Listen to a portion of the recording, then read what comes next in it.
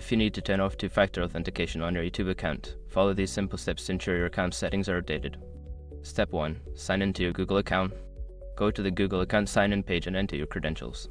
Make sure you are logging into the account associated with your YouTube channel. Step 2. Access security settings.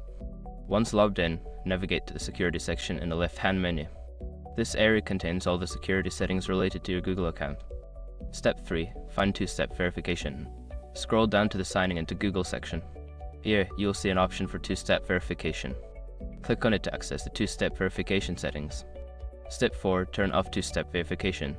In the two-step verification settings, you will find an option to turn it off. Click on the Turn Off button and follow any prompts to confirm your decision. Step 5. Review your security settings. After turning off two-step verification, take a moment to review your security settings. Ensure that your recovery options and other security measures are still up to date. By following these steps, you can successfully disable two-factor authentication on your YouTube account. Always remember to keep your account secure with strong passwords and other security practices.